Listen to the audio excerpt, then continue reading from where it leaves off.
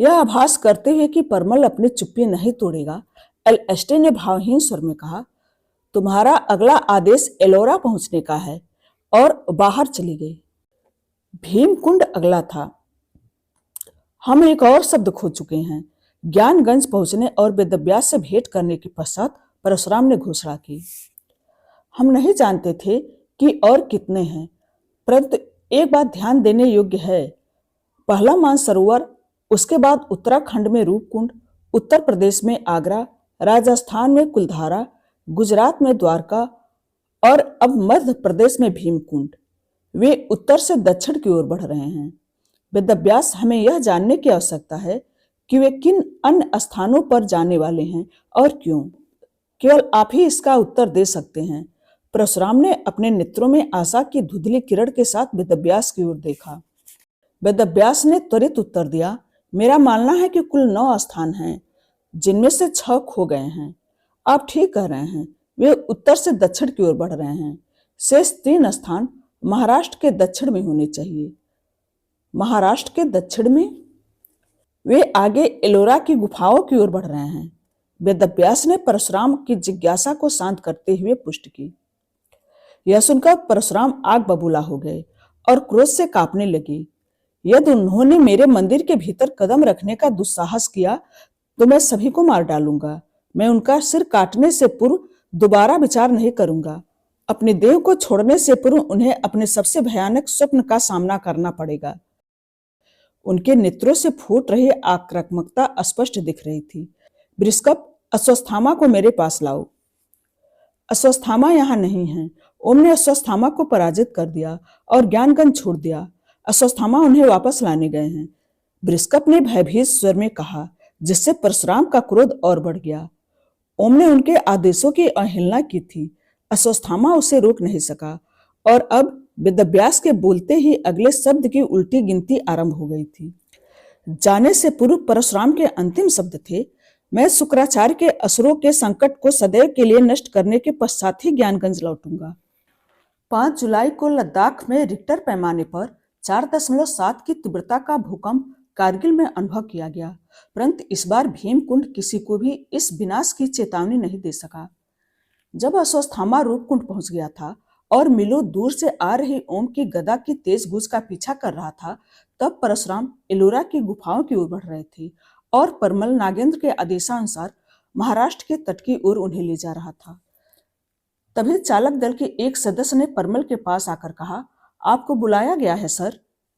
परमल ने उसका पीछा किया और पनडुब्बी के संकीर्ण गलियारों में कुछ मोड़ लेने के पश्चात सदस्य ने परमल के लिए एक कक्ष का द्वार खोला। प्रवेश करने से पूर्व परमल ने सावधानी से भीतर झांक कर देखा। तुम्हारा स्वागत है परमल, आओ अपने शिष्य से मिलो। नागेंद्र का हर्षित स्वर कक्ष में गूंज उठा। शिशु? परंतु अभी तो केवल 6ठा महीना चल रहा है। परमल ने असमंजस में कक्ष में प्रवेश करने से पूर्व विचार किया। उसने नागेंद्र को प्रोब को पकड़कर एलएसटी के गर्भ पर सरकाते हुए देखा। अल्ट्रासाउंड स्क्रीन पर एक बढ़ता हुआ भ्रूण दिखाई दिया, जिसकी विशेषताएं अब एकत्र हो रही चर्बी, बढ़ते अंगों और विकसित हो रही मांसपेशियों एवं हड्डियों के कारण अत्यंत प्रमुख थी। उसके मुख की स्पष्टता उभर रही थी, जिससे उसके मुख की रूपरेखा का आसानी से अनुमान लगाया जा सकता था। परमल और एलएसटी जब सेतपाल गए थे, जहां परमल की पैतृक संपत्ति थी, तब एलएसटी का पहला अल्ट्रासाउंड हुआ था और तब हुए स्कैन की तुलना में भ्रूण की देह समग्र रूप से अधिक अनुपातिक लग रही थी। जिस चीज ने परमल का ध्यान खींचा वह भ्रूण के चारों ओर की आकर्षक और स्पष्ट चमकदार रेखा थी, जो उसकी रक्षा करते हुए प्रतीत हो रही थी। उसने इसे मां के गर्भ में भ्रूण के सामान्य विकास का संकेत समझकर अधिक ध्यान नहीं दिया। बाहर से कंपन और आवाजों पर प्रतिक्रिया करते हुए भ्रूण बार बार अपने हाथ व पैर हिला रहा था और उसके अंग उसके एकत्र हुई देह के निकट ही थे। एलएसटी के गर्भ में अपने शिशु को देखकर उसकी गहरी भावनाओं के मौन को केवल अनुभव किया जा सकता था। एलएसटी की दृष्टि परमल पर टिकी थी। जैसे जैसे उनकी तीव्र दृष्टि एक दूसरे का मूल्यांकन करती रही, वे तब तक चुपचाप वार्तालाप करते रहे, जब तक कि नागेंद्र की आवाज ने उनके उस मौन वार्तालाप में बाधा नहीं डाल दी। मुझे यहाँ एकाएक इतनी घुटन क्यों अनुभव हो रही है? जब मुझे बाहर रहकर भी इतनी घुटन अनुभव हो रही है, तो इस शिष्य को तुम्हारे भीतर कितना समृद्ध भी अनुभव हो रहा होगा। क्या हमें अभी ही शिष्य को बाहर निकालकर उसे राहत देनी चाहिए? परमल एवं एलएसडी दोनों की धड़कनें भय के मारे रुक गई और उसका सुझाव सुनकर वे अचंभित हो गए। यदि शिष्य को बाहर लाया गया तो वह त्वरित मर जाएगा और एलएसडी भी। नागेंद्र की दृष्टि दोनों के बीच घूम रही थी, मानो उनकी अनुमति की प्रतीक्षा कर रही हो। जब उनके भाव में कोई परिवर्तन नहीं हुआ तो उसने कहा, अरे, असुरों में परिहास करने की शक्ति होती है, वे बस इसका उपयोग नहीं करते। और राक्षसी हंसी में फूट पड़ा। एलएसडी एवं परमल को पता नहीं था कि कैसे प्रतिक्रिया दें। अचानक उसकी हंसी रुक गई और नागेंद्र ने गंभीर स्वर में कहा, परमल, क्या तुम्हारा मन अभी इस कक्ष से चले जाने का नहीं करता? परमल के लिए आदेश समझने के लिए इतना ही पर्याप्त था। कदाचित इस कक्ष में कम भावनाएं अधिक जीवन उत्पन्न करेंगी। तुम्हारा इस पर क्या विचार है छोटे स्वामी? नागेंद्र ने आंख मारी और एलएसडी के पेट पर अपना कान लगाकर परमल के शिष्य का उत्तर सुनने का प्रयत्न किया। जब उसने परमल को जाते देखा तो एलएसडी फिर से लज्जित और क्षमस्व अनुभव करने लगी। अंततः उन्हें वह क्षण मिल गया था जब वे एक साथ स्वयं को अभिव्यक्त कर सकती थी, परंतु नागेंद्र की उपस्थिति ने उस अवसर को नष्ट कर दिया था। द्वार से बाहर निकलने से ठीक पूर्व परमल एलएसडी की ओर देखते हुए मुड़ा और उसे एक मंद मुस्कान दी, जिससे पता चला कि वह अन्यथा उसे सांत्वना देने हेतु क्या कहता। सब कुछ ठीक हो जाएगा, मैं तुमसे प्रेम करता हूँ। ओह, मैं कितना स्वतंत्र अनुभव कर रहा हूँ। मुझे अब सांस आ रही है, अब बेहतर लग रहा है। नागेंद्र ने गहरी और नाटकी सांस लेते हुए और जोर से आह भरते हुए कहा। रूपकुंड में किसी और ने भी युगों के पश्चात पुनः पावन को अनुभव करते हुए राहत की सांस ली। जहां एलएसडी के शिष्य के गर्भ से बाहर आने में अभी समय था, निवसा ने पर्वत के गर्भ में अपना समय पूरा कर लिया था और जाल से बाहर निकलने हेतु तत्पर थी। कई दिनों तक लगातार गदा चलाने के पश्चात ओम ने अंततः अपना अंतिम प्रहार किया। मीलों दूर से निरंतर आती गदा की आवाज सुनकर अश्वत्थामा भी अंतिम दृश्य देखने हेतु समय पर पहुंच गया था। वह ओम से लगभग 100 फीट की दूरी पर था जब उसने एक विशाल प्राणी को पर्वत के अवशेषों को तोड़ते हुए और उसके कोष से तितली के समान बाहर निकलते देखा। कार्य पूरा होते ही ओम के हाथों से गदा अदृश्य हो गई।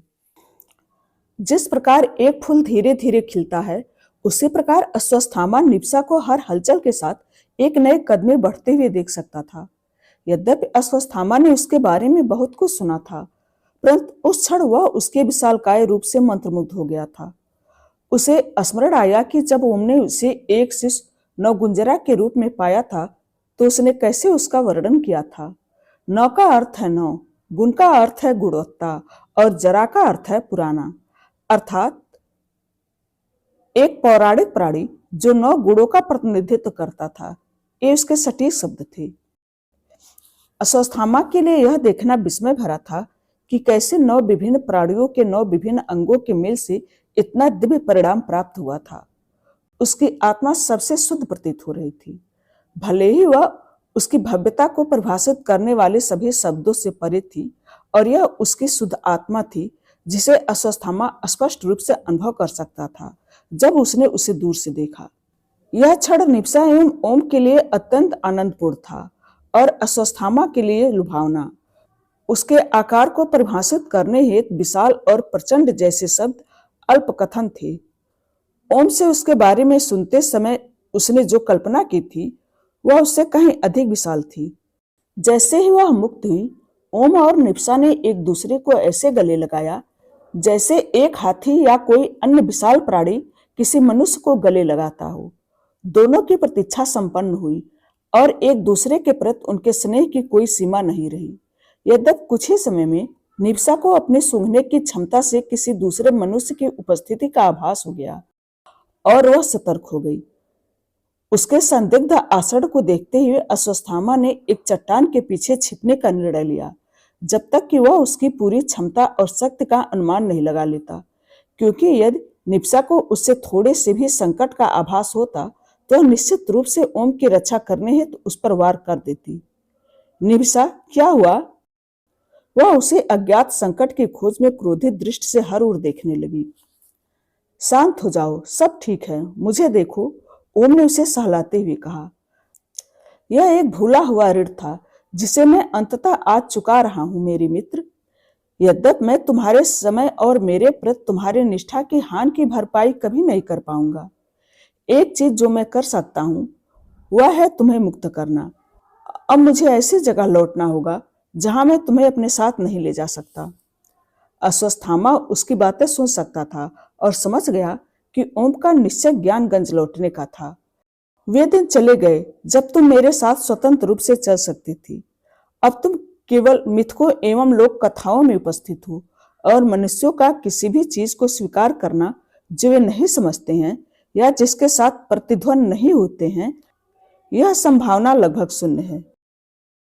यदि मैं तुम्हारे साथ रहा तो अश्वत्थामा को विफल कर दूंगा और यदि वापस लौटा तो मैं तुम्हें विफल कर दूंगा।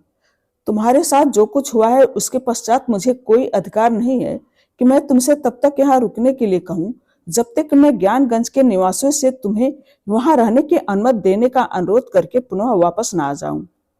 काश मेरे पास कोई होता जो मुझे बता पाता कि क्या करना चाहिए। अश्वत्थामा ने स्वयं को प्रकट करते हुए कहा, तुम्हें मेरे साथ लौटना होगा और उसे भी साथ लाना होगा। एक अपरिचित स्वर सुनकर और अश्वत्थामा के कंधे एवं हाथ में हथियारों को देखकर निवसा आक्रामक हो गई तथा उनकी रक्षा हेतु अश्वत्थामा पर वार करने हेतु सन्नद्ध हो गई।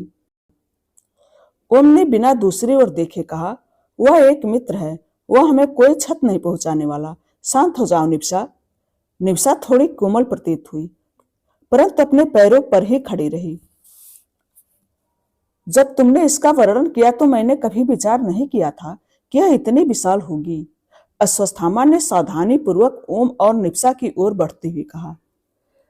जब हम अलग हुए थे तब यह पूर्णतया विकसित नहीं हुई थी, मुझे ज्ञात है क्योंकि मैंने बालपन में इसकी मृत मां का आकार देखा था, ओम ने उत्तर दिया। अश्वत्थामा निवसा के निकट आया और उसे सहलाने हेतु सावधानी से अपना हाथ उठाया। उसने भी कोमल स्पर्श के प्रति शांति से प्रतिक्रिया व्यक्त की। यह सत्य कह रहा है, मैं इसे या तुम्हें कोई हानि नहीं पहुंचाने वाला, मैं एक मित्र हूं, अश्वत्थामा ने कहा। ओम ने कहा, प्रिय अश्वत्थामा, तुम्हें नागपाश से बांधने और तुम्हारी अनुमति के बिना तुम्हें ऐसे ही छोड़ने के लिए मैं तुमसे क्षमा मांगता हूं। अश्वत्थामा ने विनम्रता पूर्वक कहा, यदि मैंने निवसा को जीवित नहीं देखा होता तो मैं तुम्हारी क्षमा प्रार्थना स्वीकार नहीं करता। अगर मैं इस विश्वास के साथ तुम्हारे स्थान पर होता कि एक पुराना सहयोगी अभी भी जीवित है और प्रतीक्षा कर रहा है, तो मैंने भी वही किया होता जो तुमने किया। निविसा भी अब विलुप्त हो चुकी है और इसीलिए ज्ञानगंज में रहने का उसका पूर्ण अधिकार है, परंतु समस्या यह है कि यह इतनी विशाल है कि इसे मनुष्यों की दृष्टि से बचाकर ज्ञानगंज ले जाना कठिन है। यह कोई समस्या नहीं है अश्वत्थामा, ओम ने आश्वासन दिया। तुम्हारा क्या अर्थ है? इसका आकार हाथी से लगभग दोगुना है।